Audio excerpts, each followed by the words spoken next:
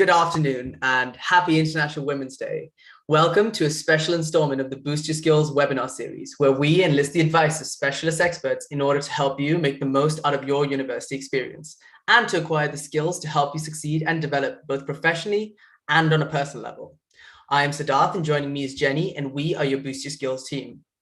This event will be in webinar format, so you will not be able to turn on your cameras and mics, but we would still love to hear from you through the chat function.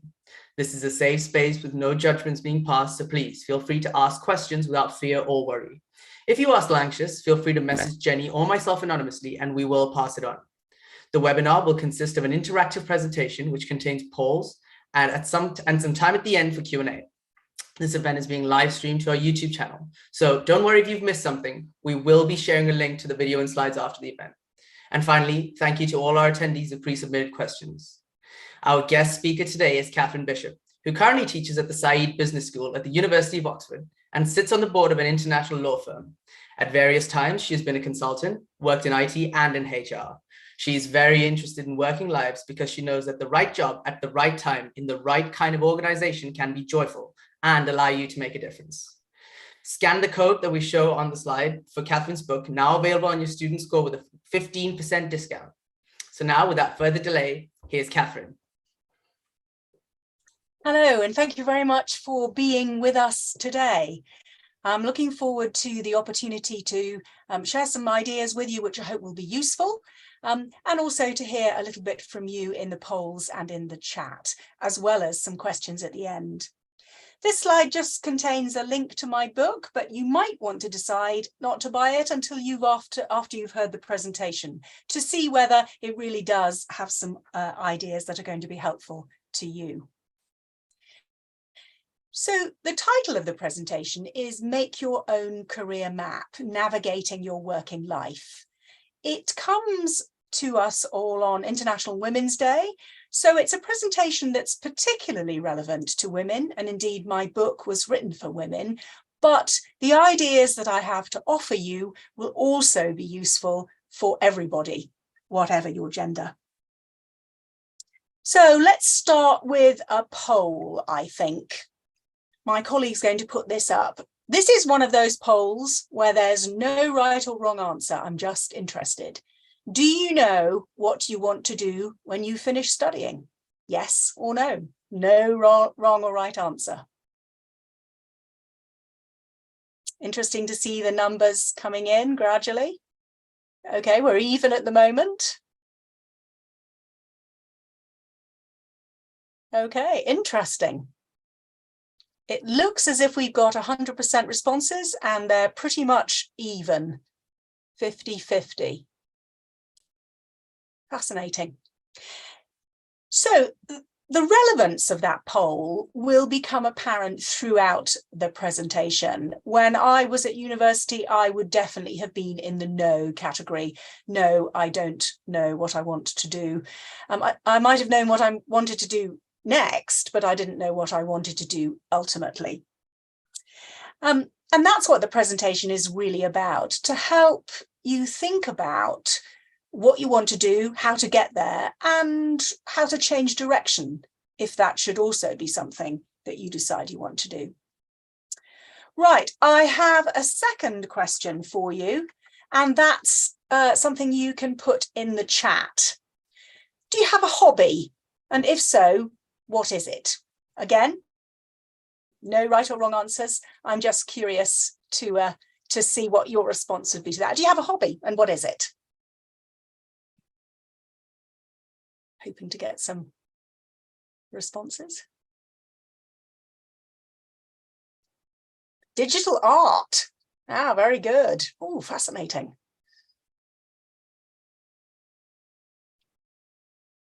Listening to music, prayer, workout, dancing. I'm getting a whole range of different things. Painting, travel, CrossFit, junk journaling. Yeah, yes, interesting. Sketching.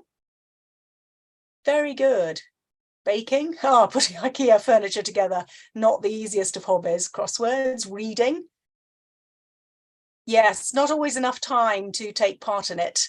A whole collection of things that you like doing. Good. Getting quite a lot of reading. and some running. Good, excellent.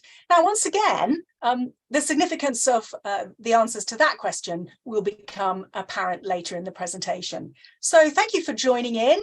And as we go, please do put comments or questions in the chat, and I'll stop every so often and check where we are. So,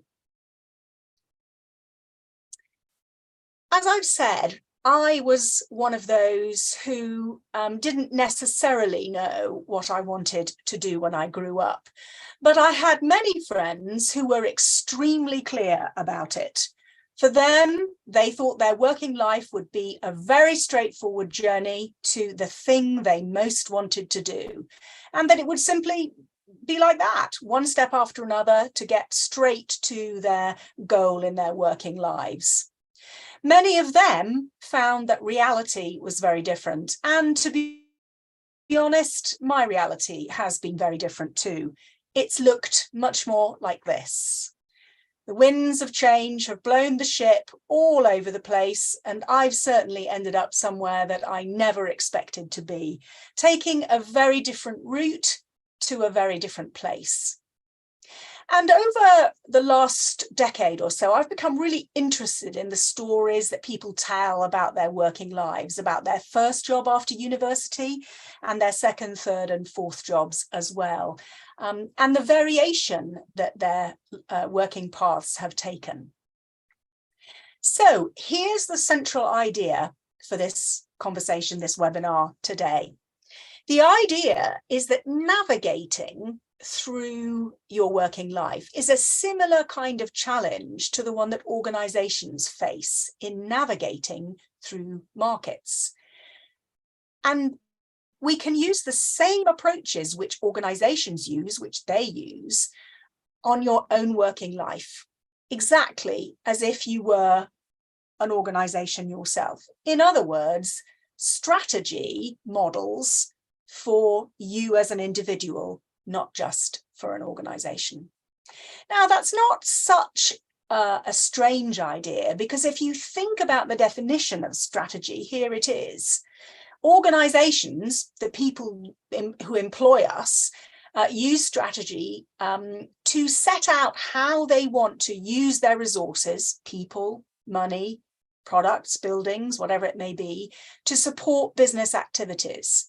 They use strategy as guidance to achieve their objectives, and so can we.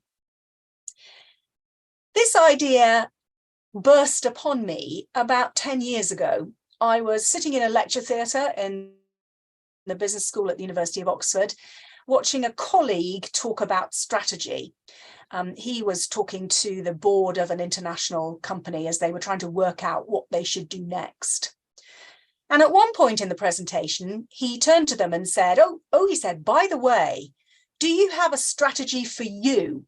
Because if you don't, you should.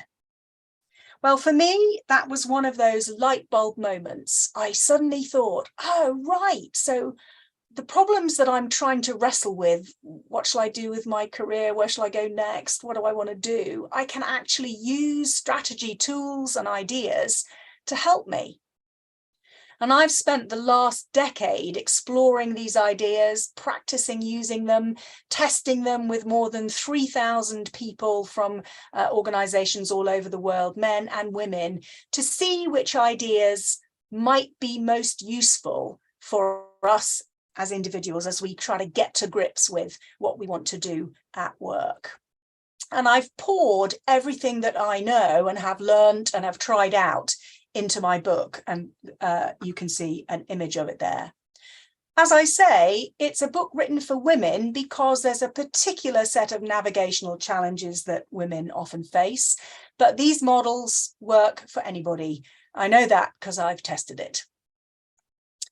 So let's explore this in a little bit more detail then. So organizational strategy, the stuff that our employers do to plan their own development, has 3 stages. The first stage is to ask, where are you now? This is the as-is state. How big a market share have you got? Have you got sufficient funding? Have you got the skills you need? It's to explore where you are now. The second vital, but rather more difficult question is, and where do you want to get to? This is the to be state. Where am I aiming to get to? And the third question, well, you can probably guess what that is. The third question is, okay, how do I get there? And in organizational terms, this is about the journey of change, moving them from the as is state to the to be state safely and successfully.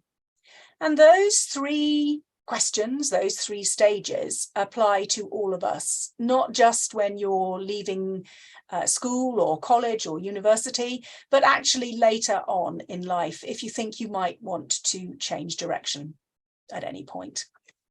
So, to give you a brief overview of this idea of strategy models, the book contains 8 different models, mostly, but not wholly, drawn from traditional organizational strategy. Those of you who are paying attention will be able to see that this slide only contains 8 models. There are actually 9 in the book, and the 9th is the one that shapes the whole book from start to finish. These models fall into those 3 stages. Where are you now? Are you really clear about what skills you have, what resources you have right now? Where do you want to be? That important question that's often so hard to answer. And then how to get there.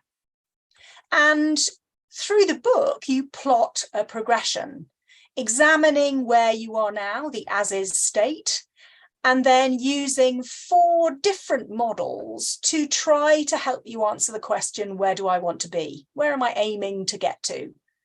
And then there's a set of ideas and examples to help you think about how to get there.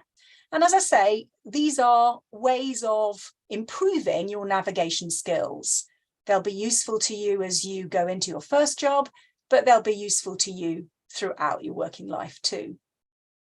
So what I'm going to do in the course of our time together is look at 2 of these in a little bit more detail and tell you some stories that illustrate how they might be used and maybe how they might be useful to you. Once again, as we go, please do put any comments in the chat. And in fact, I can see I've got some. Okay, there are some coming in. Yes, you will be able to get the slides. Very good. Okay. Right, so if you're content, I'm going to take the first of my models. And this is one that is not actually drawn from traditional strategy, although organizations do use it. This is the Ikigai model, drawn from Japanese philosophy. And this is a simplified and westernized version, which you see in many contexts, but it has some useful lessons for us all. And it relates to one of those questions I asked you right at the beginning. So let's take a moment just to explore this. Essentially, the model talks about 4 different domains of our lives. Things that we're good at, things that we really like doing, things that we can get paid for in order to put a roof over our heads, and those things that the world needs. And the proposition is that if you can get something that's at the intersection of all 4, in other words, you're good at it, you love it, you can get paid for it, and the world really needs it, that is a very sweet place to be. That's a happy place to be. It's what the Japanese would call, you have found your Ikigai.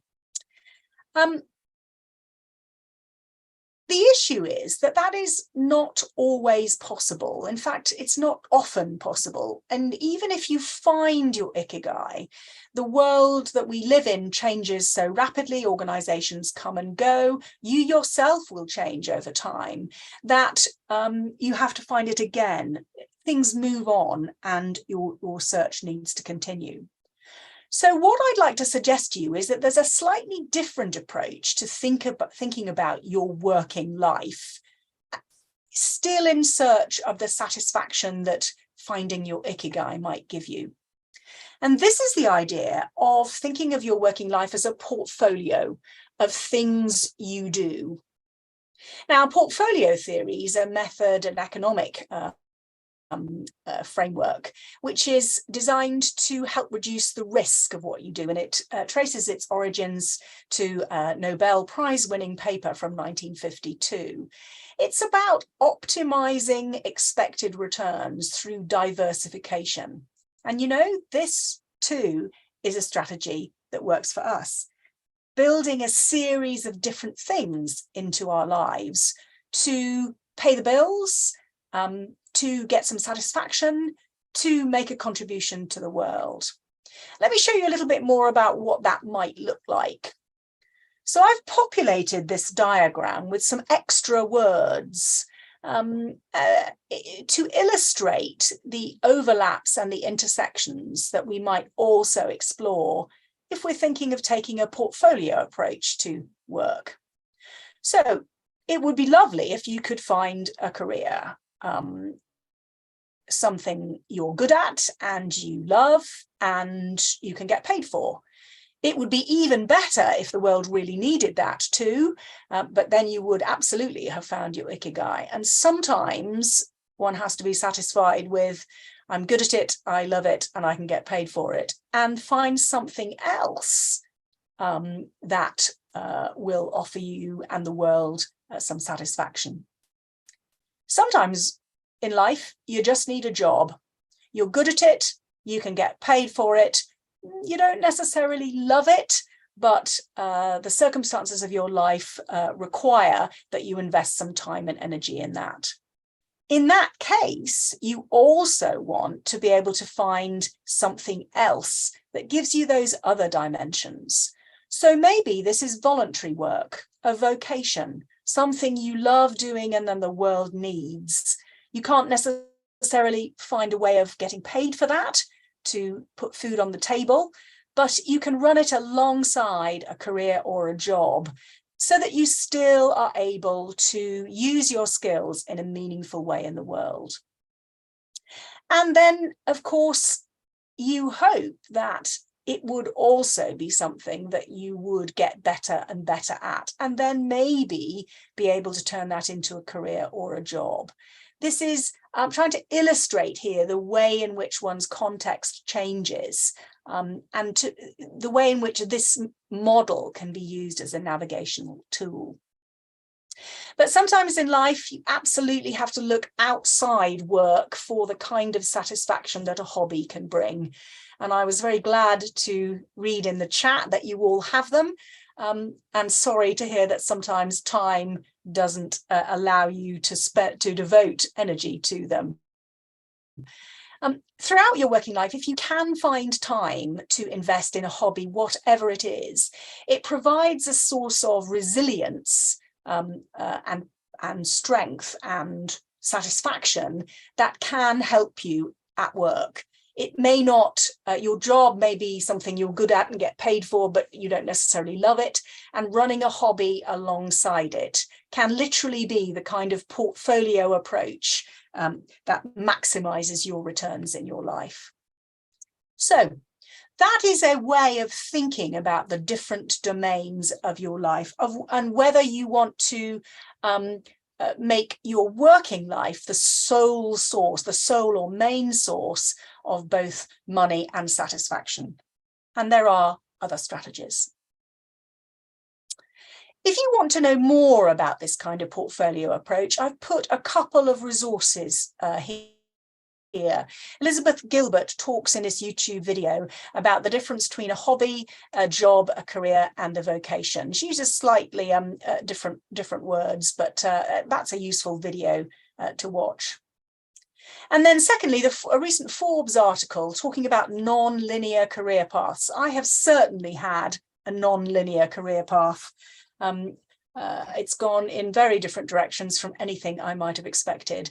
And this article suggests that that's not necessarily a bad thing, and indeed may be the way of the future. So let me draw breath there, having done the first model, and let's see if I can get a sense of where you are through this poll. So the question is, how many times do you expect to change jobs over the course of your working life? No right answers, just interested in your views. Okay.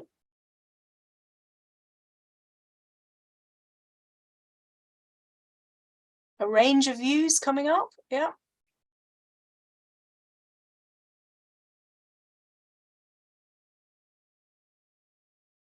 Three, five, more than five. So I think we've got 3 times and more than 5 at the top of our scale. Yeah, no, 3 times is winning, as it were. Okay, very good. So the conclusion I draw from that is that most of you think that you will need to change your job at least twice, at least more than once. And what that implies is that one of the skills you're going to need is a navigation skill to be able to make a change, to move to something that you want to do, and to make the change smoothly and successfully. It may be, of course, that you have a strong sense of what your vocation is and you know that you can find work in that area, in which case, as one respondent, 2 respondents say, you may only find a very small number of changes necessary. So what I want to do in this next portion of our time together is just explore further this idea of making a transition. And here I'm really talking about the navigational skill. I'd really like to suggest to you that one of the things you will develop over your working life is the ability to spot opportunities, to marshal your resources, to take the right kind of training course to be able to reach out for those opportunities, to find new kinds of work in different markets, in different organizations, or even in different countries. And that's a real skill.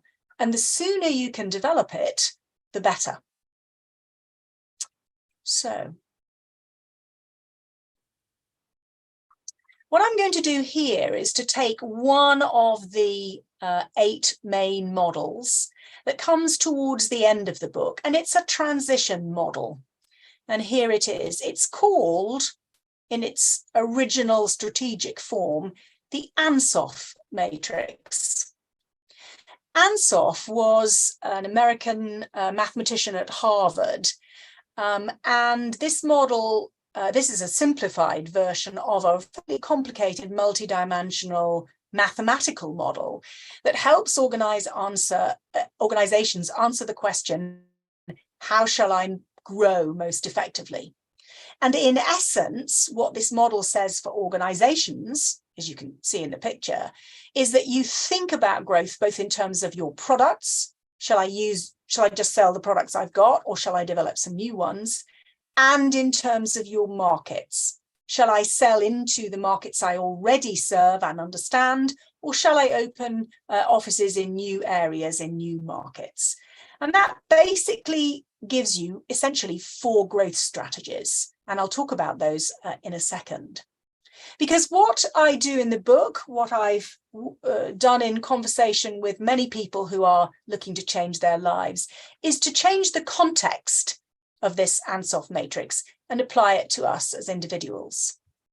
So first of all, you stop talking about products and you start talking about resources, your own individual resources, by which I really mean your skills, the skills and expertise, the capabilities you have, the stuff you can do. And instead of talking about markets, you talk about your employers or a client, the organization you work for. And if you think about your working life and the transitions you might make in those 2 dimensions, it becomes a little bit clearer how you might navigate through to do something better or different. So the model assumes that we all start in our first job at the pinnacle here, at the bottom here. I have my set of existing skills and I'm employed by this organization. If I want something different, if I want to be somewhere different, or indeed if I need to because the organization goes out of business, then I have various routes to develop. One is, though, that I can strengthen my position where I am. I can build a reputation for being really good at the things that I know how to do already in my existing organization. I can get to know people better. I can, in strategy terms, I can have a strategy of market penetration. I can build a better reputation inside the organization where I am now. The second option is that I could develop my skills. I could learn to do something new and take a job within my existing organization where they know me and trust me and would let me try out my new skills. Let's say I've developed the ability to do more complicated financial analysis, and they might allow me to work more closely on that area. That's a strategy of product development. I am deliberately developing my skills to learn something new so that I can progress in this organization, get promoted, move to a new team, switch to a bigger and more interesting area of work. The third option is what we call market development. And this is about taking my existing skills and simply finding a new job in a different organization. Sometimes that'll be what we call a lateral move. It won't necessarily involve promotion or a pay rise, but it gets me comfortably into a different kind of organization, bigger, a different sector, one that's geographically more convenient.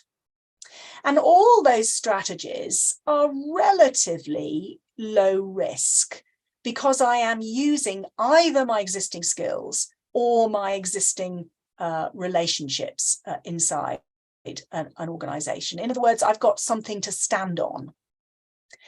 The fourth strategy option is diversification. I simply want a different job, doing something different in a completely different organization. And that's possible, but harder. And sometimes it's more risky, because I haven't necessarily developed my skills and my reputation in parallel. My new employer may not know me very well. They may not trust me. The move may turn out to be a disaster. So it's possible, but it brings some risk with it. I might be fine with that. It may be a time in my life when I'm perfectly prepared to take that kind of risk. Now, all this is very well. It's a nice bit of theory, and it does actually work. But what I want to do now is to try to tell you some stories about people who really did this. And here's the first of them. This may be a face that you recognise. This is Dame Kate Bingham, who was formerly chair of the UK government's vaccine task force during the COVID pandemic. And what's interesting about the move that she made was that she was a biochemist by background. In other words, she had some existing skills in this area, but had not worked in government before. She came from a private sector background, working with venture capitalists. So she took her existing skills, her ability to understand risky new developments and decide whether to invest in them. She took her existing biochemical background and moved from a private sector role to a government role. A strategy move that you can see there, a market development strategy, switching roles in that way. And it seems to have been a strategy that worked well for her, and most people think it worked well for the country too. Here's a second example, a face you may recognise. This is Andrew Cotter, who was a sports commentator, and during the pandemic, for obvious reasons, there were simply no sports matches for him to commentate on. So he decided in his spare time to generate some YouTube videos of his two dogs and to commentate on their antics as if they were in a sports match or a competition. If you haven't seen the videos, they are well worth watching. They're hilarious. So once again, he took his existing skills commentating on televised sports matches and moved them into amusing YouTube videos, a changing market. But then he took a second step. He wrote a book about his experiences and his dogs, and took on roles as a comedy sketch presenter. So in other words, developing his skills further in a second step transition. Actually, he has now gone back to his first love, sports commentating, but I think the expansion of his career will stand him well for the future. Here's a third example. This is a colleague of mine at Oxford whose skills in the current context have really raised her profile, made her the go-to person that everybody wants to work with. She had a background as a publisher, and during the pandemic, when all our business school teaching moved online, her publishing knowledge, her digital understanding developed strongly, such that she suddenly became the key person to work with. Her reputation was really enhanced within her existing employer because she'd grown her skills. So that's a real illustration of the value of continuing to develop and learn throughout your working life. All right, so let's look at this final fourth strategy, this kind of risky approach, making a major career change. As I say, sometimes in your life, you're in a good position to be able to tolerate the risk of doing that. Sometimes that's absolutely what you want to do. It's slightly harder to find examples of this, so I've got a couple to offer you.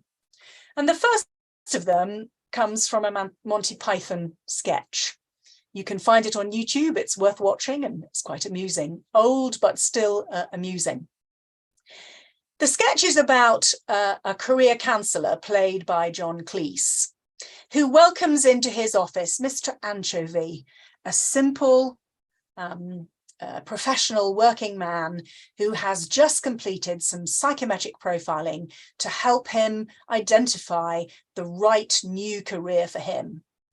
And he sits down, and John Cleese, as the career counsellor, says, well, good news, Mr. Anchovy, we have completed your psychometric analysis, and it tells us clearly that your ideal career is that of being an accountant. Mr. Anchovy is horrified. He says, no, you don't understand. I am already an accountant. I absolutely don't want to do that anymore. No, I want to be a lion tamer. And I don't want to wait. I want to start right now. I want to be there taming lions tomorrow morning at 9 o'clock. Can you help me or can you not help me? The sketch continues. The career counsellor is obviously somewhat nonplussed, and it gradually emerges that Mr. Anchovy doesn't really know what the job involves and is somewhat confused about the nature of lions. This is what he thinks a lion looks like: small, furry, anteater. Now, this is an absurd sketch trying to illustrate an absurd situation, but actually you can imagine that it might be possible for Mr. Anchovy to move from his role as an accountant to becoming a lion tamer. How might he do it? Well, let me show you a realistic example of making that switch. This is a photograph of a solicitor called John Benham, and I have no idea whether he had seen the Monty Python sketch, but he made exactly that kind of transition. He moved from his role as a solicitor, this is in the 1970s, and joined Austin Brothers Circus and eventually presented Austin's African lions in their main arena as a trainer. He's pictured here with a 2-year-old lion called Lenny at Seaburn Zoo in Sunderland. He is known to have said, and I quote, "Throughout my legal training, I yearned for a circus life. I used to spend a lot of my spare time with circuses."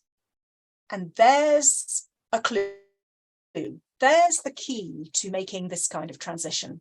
Using your spare time, using some of those activities that we talked about when we were looking at the Ikigai model, those vocational or hobby activities to help you pivot and develop new skills that might take you into a new job. So Mr. Anchovy, back in our Monty Python sketch, could have decided to become an accountant at a circus to help them manage their money, and in his spare time at the circus spend time, I don't know, cleaning the lions' cages, gradually getting more familiar with them and letting them get more familiar with him. And who knows, it might then have allowed him the opportunity to appear in the arena with a lion and become the lion tamer that he always thought he wanted to be through a series of sideways moves. So what I've tried to do is illustrate in those examples different navigational approaches to finding the job that's right for you at any different stage in your life. Because all the research and all the anecdotal evidence says that our lives change, the job market changes, goodness, the world changes as well. And so being able to navigate through that to find the right job for you at the right time in your life, where you have the right skills and can really make a difference, is definitely a key skill and a skill worth developing. So that brings me to the end of exploring those two particular models. As I say, you can find 7 more in the book, some of which will be just perfect for the questions that you have about your working life right now. And some may be less relevant right now, but might be more useful later. I certainly hope so. I'm going to stop there and see if you have any questions. There we go. And in fact, I'm going to stop sharing as well so that I can look at you. Very good.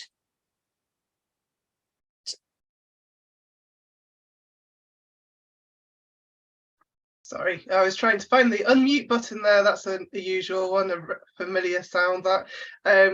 I'll start with a pre-submitted question, which we were talking about just before the event went live, which is, what are the best websites to find a job on? And I think from our discussions, we discovered there's many different websites.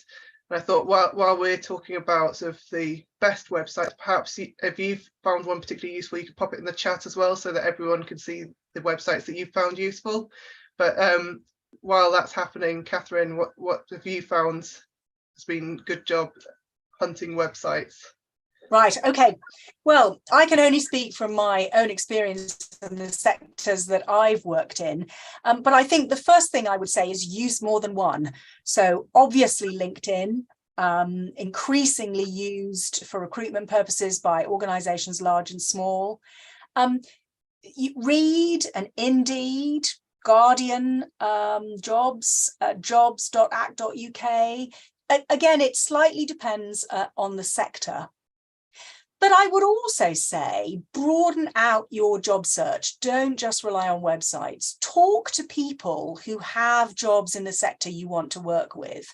Ask them how they found the job. It might be through a website, it might be in some other way. Most people don't mind being asked advice. Most people like it.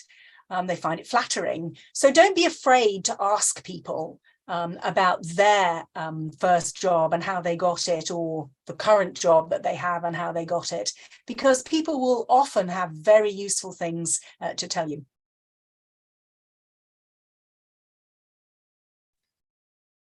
Thanks, Catherine. And we've actually got a question here from someone as well. So they've asked, when you are trying or wanting to transition your job, how do you stop the feelings you get of self-doubt or that you're not good enough? So essentially, the imposter syndrome, how can you deal with that?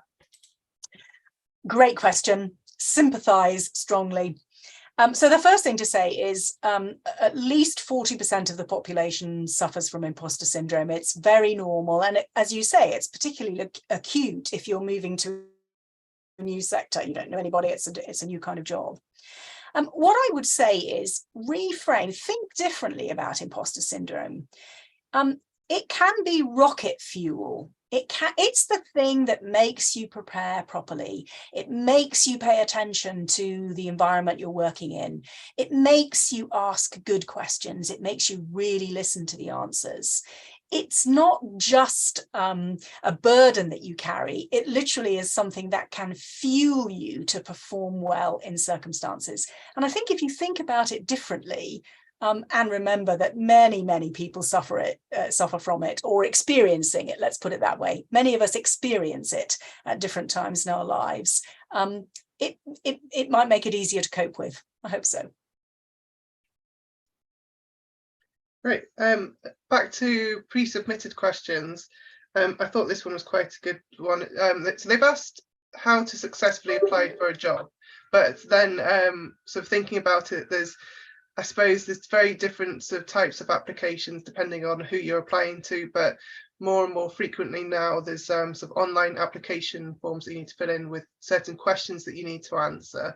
And thinking about the sort of students that are attending this event, they're very used to writing very long and involved essays, but do they have to write that sort of answer to the sort of application questions? What's the best process for applying for a job in that way and being successful in general? Okay, well, once again, the answer depends on the different sector. And once again, ask people who have jobs in that sector. But I think I'm going to say 3 or 4 things which I hope might be generally useful. And some of them are slightly controversial. So the first thing I would say is do your research the organization, read about them, look at the website, read the newspaper. What have they done recently? Has there been a lot of press coverage of some new development? Has there been something difficult that's happened to them? Really understand where you're applying, because when you fill the application form in, when you write your CV, make it as easy as possible for the organization to see what you've got that they need. Rather than just saying, this is me and this is what I can do, link it back to the things that you can see they need. That's going to be drawn from your research, but you'll also find it in the job description. When I read job applications, which I do regularly and have done for the last 20 years, what makes it really easy is where somebody has said that in your job description, you want this, and I've done this and this, which is directly relevant. In your job description, you say you want this, and I've done this and this, and I've also been on a training course about this that's directly relevant. The more you can make it obvious to the employer how you match what they need, the easier it is for them to say yes. So that's the second thing. The third thing, and this is not necessarily going to cheer you up, is that particularly with reviewing CVs, most people only look at the CV for a maximum of 45 seconds, unless it really is attractive. And so that means that you need to put the most important information at the top in the front. So if you look at my CV and discover that I live at 23 Acacia Avenue, that's really no help at all. What you need to know in my first sentence is what I might be of some use for, that I've done this, or I've got a degree in that, or whatever it may be. So really think about how the CV is structured, because it's the key that's going to get you in front of them for an interview. I have more to say about CVs, but I'll stop there and see if there are other questions that people would like to ask. I hope that's helpful. Brilliant, Catherine. Yeah, we actually do have another question that's just come in. So this person has asked, how do you grow your social skills and become more confident with speaking to companies and people at social events? I have a lot of events booked, but I'm not sure how to advertise myself to them. Okay. That's a great question. That's a great question. And I think particularly post-pandemic, when many people are much less accustomed to face-to-face interactions, it's a particularly good question to ask. So one of the lessons I've learned over my life is that people really like you if you ask about them. The number of times I've been in conversation with somebody, and basically all I've done is ask about them, and they will finish the conversation by saying, I so enjoyed meeting you, such a pleasure. And I think, well, I've enjoyed it too, but you've mostly talked about yourself. So don't be afraid to use questions as a way of starting the conversation about what they've done, about what they like about their current job, about their route to getting that job. Don't feel that in order for me to be interesting to you, I have to tell you about myself. I obviously did in this webinar because that's what it's about. But if we were face to face, we would have a conversation where we would exchange information. And that makes the basis for a good social interaction. It also puts less pressure on you. I don't have to give you my elevator pitch. I can smile and ask you about yourself. You said earlier you have lots more to talk about CVs, and we have another CV question, so that's good timing. So this person said, what are some things you should definitely not put in your CV? I've heard it's not good to put your picture on or use bold fonts and colours to design it. So once again, the design and presentation of your CV is partly a function of the industry and organization sector that you're applying for. So if you're applying for in a very creative industry or employer, they might be interested in and indeed expect something a little more creatively presented. But I think the second and most important thing to say is your CV has to represent you. It has to be in a style that will get you an interview, that conveys the key information, but that you feel comfortable with, because it is, if you like, your shop window. It's true that people are only going to look at it for 45 seconds, but if you are comfortable and proud of it, then that will help you. There is an enormous amount of advice on the web about the right kind of CV, and some of it may appeal to you and some of it won't, and that's okay. That's absolutely okay, because it needs to be something that represents you, that you're comfortable with.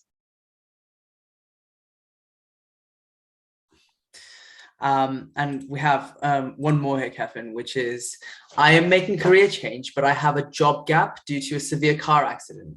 I have since started working again, but I don't know how to talk about my experience, as we're not really allowed to talk about anything negative. How can I improve my communication around this career gap? So I think the first thing to say is that organizations and people are much more understanding about career gaps. We understand much more that there are a variety of different patterns and sequences in people's working lives for all sorts of reasons. The pandemic has absolutely taught people that. I think the suggestion I would also make, though, is to find a way of talking about how you spent your time. Did you develop a new hobby? Did you learn a new skill? Even a tiny bit of learning to speak a foreign language, for example, or the guitar, whatever it may be, to be able to get across the fact that this wasn't entirely static time, although you were perhaps obviously recovering, but what you learned and what you experienced during that process. That makes a conversation that acknowledges what you've been through, but isn't negative. At least if I were interviewing you, that's what I'd feel. I've just got one more question about job interviews, and this person was asking how to become more confident during a job interview, which is always a hard one, I think, especially when the nerves come in. So yeah, over to you.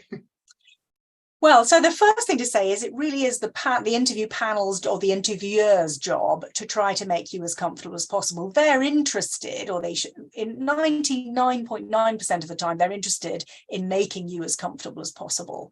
And if you kind of go in with that attitude, then that helps a tiny bit. The second thing I would say is the ideal piece of preparation for an interview is to have in your mind 3 or 4 stories, literally stories about what you've done. because many interviews will ask, can you tell me about a time when you overcame a difficulty? Or can you tell me about a time when you collaborated with others? Or can you, or whatever it may be. And if you have those stories in your mind ready to go, you can use them and they will feel fluent. They will work as a response to the question, and you'll feel more confident as a result. And then I think the only other thing I would say is don't be afraid of silence. So if you're asked a difficult question and your mind goes slightly blank, literally take a breath and say, that's an interesting question about a time when I did whatever it may be. Let me think. Take a breath again, and usually something will have come. Do not be afraid of silence. Actually, it plays very well if you look as if you're someone who thinks before you speak. I've seen a lot of politicians do that over the years on news channels. So yeah, it's definitely one that people use. Yes. Yeah, the temptation sometimes is to start trying to answer the question and gradually talk your way through to the right answer. The problem is that the panel may have stopped listening by the time you get to the right answer.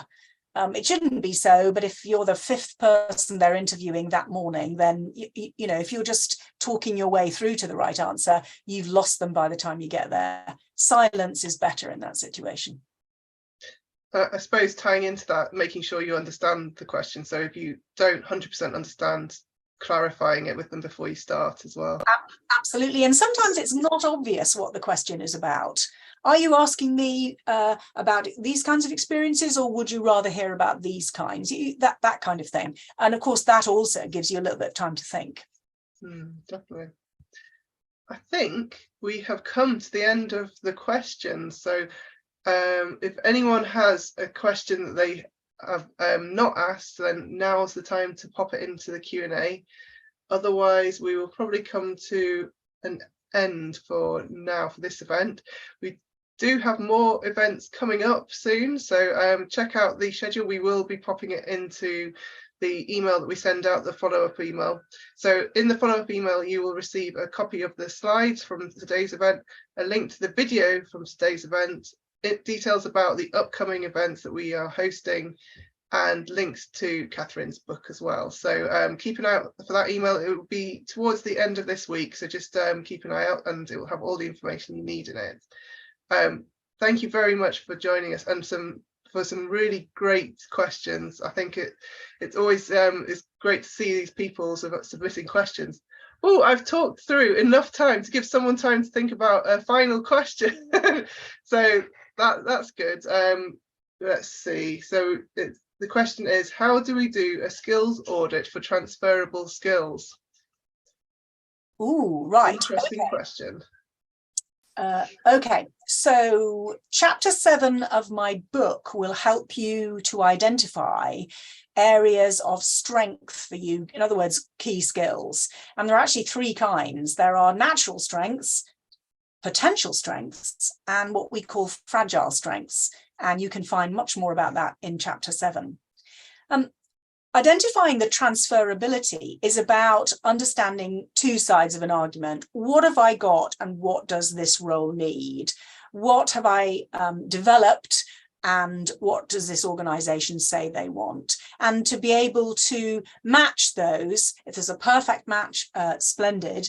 To be able to match those sensibly, both as part of your job application, but also in planning what you're going to spend time developing. And once again, the key to this is talk to people in the organization. Talk to people who maybe have made a similar transfer to the one that you've that would like to make. People have useful advice to offer and are often glad to give it. And we've got one more question, although this is a bit more of an interesting one, Catherine. It is that, are you open to being contacted for research? And if so, what would be the best way to do this? Right, so I'm on LinkedIn. You can send me a LinkedIn message. And if I've understood the question correctly, it's about participating in somebody's research study. Yeah, So, always interested in that. We do that kind of thing at the University of Oxford's Business School. So yeah, I'm on LinkedIn. You'll find me there. brilliant. I think that might be it. Again, we'll give maybe a minute or so if anyone wants to, as I wrap things up, if there's any more last minute questions. But if not, as Jenny was saying, that was a brilliant session. Thank you very much for your time. I hope everyone enjoyed as much as I did. And yeah, it was lovely to get some brilliant tips, and I think just open everyone's minds about working life and how things can change no matter where you are in your life. So thank you very much, Catherine. And I hope you all have a lovely day. Thank you for joining us, and we'll see you all at our next event. Thanks. Have a great day, everyone. Goodbye.